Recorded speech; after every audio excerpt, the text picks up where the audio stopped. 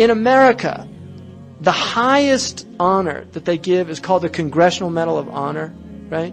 The majority of those were given to people that died in battle. It's the highest honor they give. It's people that went above and beyond, that sacrificed their lives for others. That's what a shaheed is. Only they're doing it for the preservation of religion and the sanctity of humans, including Christians and Jews. Amir Abdul Qadir al-Jaziri, one of the great people of Islam. And really, to me, he's like the last Muslim. You know, the last samurai. Amir Abdul Qadir, he's like the last Muslim.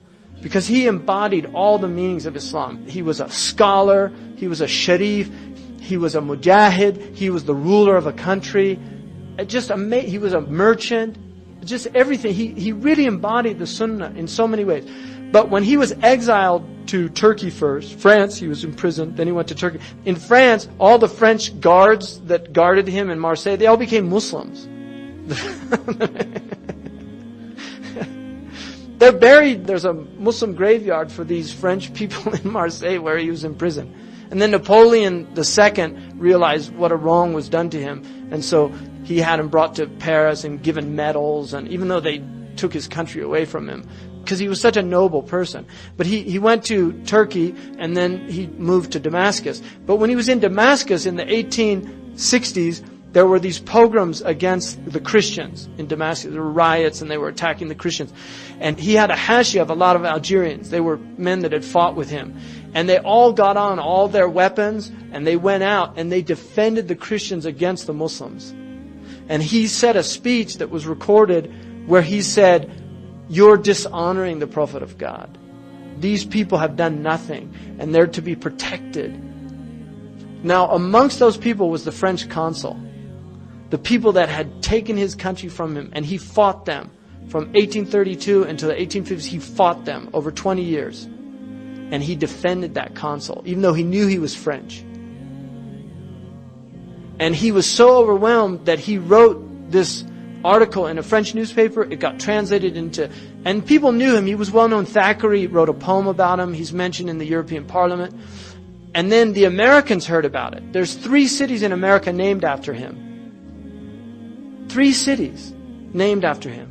President Grant was so overwhelmed by this act of magnanimity that he sent a horse and his 2 pistols to him as a gift. But Amir Abdul Qadir al-Jaziri, he told his followers, protecting these Christians is no less a jihad than what we were doing in Algeria when we were fighting the Christians to protect our country. You know, that is Islam. That's why I'm a Muslim. It's not for all this madness out there. It's because of people like that. Because that's the embodiment of the Prophet's Sunnah. If you want to follow the Sunnah, it's not big beards and short robes. It's that magnanimity of character. You know, the ability to not want vengeance. Not have that resentment. Because he saw God.